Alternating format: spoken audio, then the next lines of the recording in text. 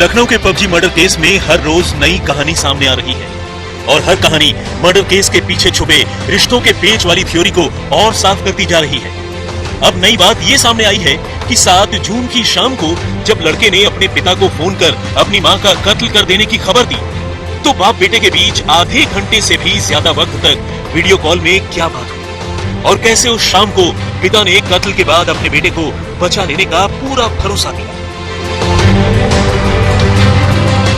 बाल सुधार गृह में लड़के से हुई पूछताछ और काउंसलिंग के दौरान ये पता चला है कि उस रोज शाम को नाबालिग लड़के को उसके फौजी पिता ने ही अपने बचाव के लिए पुलिस को झूठी कहानी सुनाने का आइडिया दिया था। चूंकि मामला संगीन था, खुद नाबालिग के पिता ने उसे वीडियो कॉल करने को कहा ताकि सर्विलांस में आसानी से इस कॉल की जानकारी सामने न आ सके और काम भी पूरा हो जाए।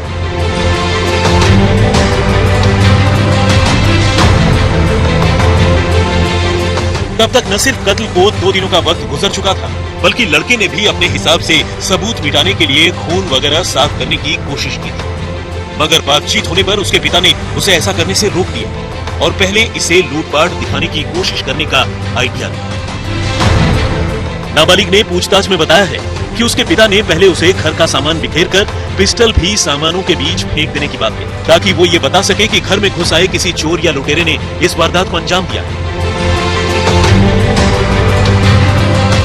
हालांकि बाद में जब उसके पिता ने पूरे हालात को समझा और उसे इस बात का एहसास हुआ कि अब कत्ल की वारदात को 2 दिनों का वक्त गुजर चुका है, लाश खराब होने लगी है, तो उसने अपने बेटे को मां की टोका-टोकी के चलते उनका कत्ल करने की कहानी सुनाने की बात कही।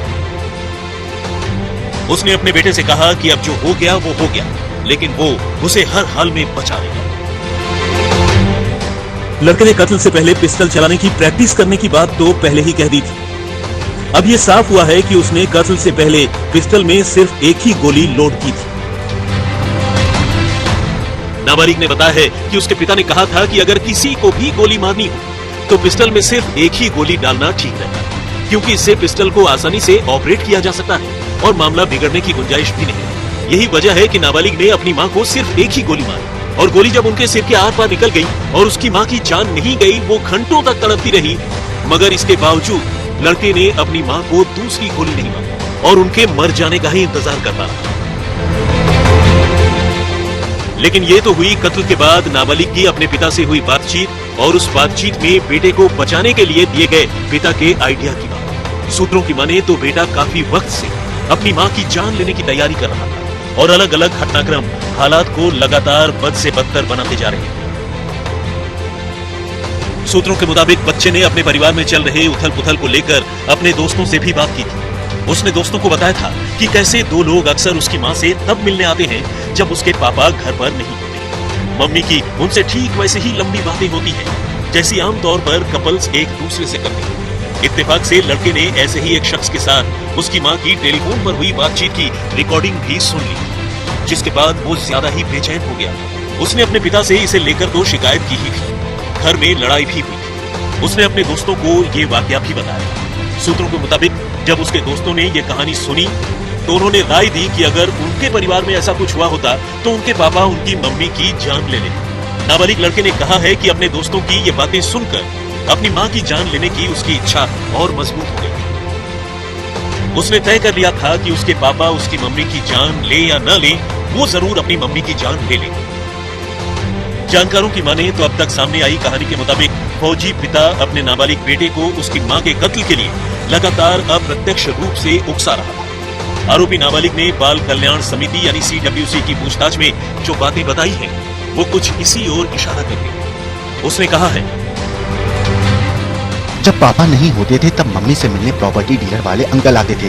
ये देखकर मुझे बहुत बुरा लगता था। मैंने इस बात की शिकायत एक दिन पापा से कर दी, जिसके बाद पापा और मम्मी के बीच जमकर लड़ाई हुई। इसके बाद मम्मी ने मुझे खूब मारा। तभी से मेरे मन के अंदर गुस्सा भरा था। फिर एक दिन प्रॉपर्टी डीलर अंकल हमारे घर डिनर पर आए। मैंने गुस्से में खाना नहीं खाया, जिसकी शिकायत मैंने फिर पापा से की, जिसके चलते माँ ने मेरा फोन छीन लिया और मुझे खूब पीटा। पापा से मैंने कहा कि मुझे ये सब पसंद नहीं है, तो पापा ने कहा मैं होता तो पिस्टल उठाकर गोली मार देता। इस पर मैंने पूछा मैं क्या करूं? पापा बोले जो मन में है तुम वो करो। इस बच्चे की केस स्टडी को सुनकर भी मनोचिकित्सकों की राय यही है कि कोई ऐसा जरूर है जो बच्चे के दिमाग से खेल रहा है। आमतौर पर इतनी भयानक वारदात को अंजाम देने के बाद कोई भी शख्स और खासकर कोई नाबालिग इतना नॉर्मल बिहेव नहीं कर सकता। या तो अपराध करने के फौरन बाद ही उसका एहसास कर लेता है या फिर कुछ देर के बाद। मगर इस मामले में जिस तरह माँ की जान लेने के बाद वो नाबालिग 3 दिनों तक उनकी लाश के साथ रहा, गोली मारने के बाद उन्हें तड़पता हुआ देखता रहा और बाद में भी उसे अपने किए पर कोई अफसोस नहीं है, वो इस बात की निशानी है कि किसी ने उसका बुरी तरह से ब्रेन वॉश किया।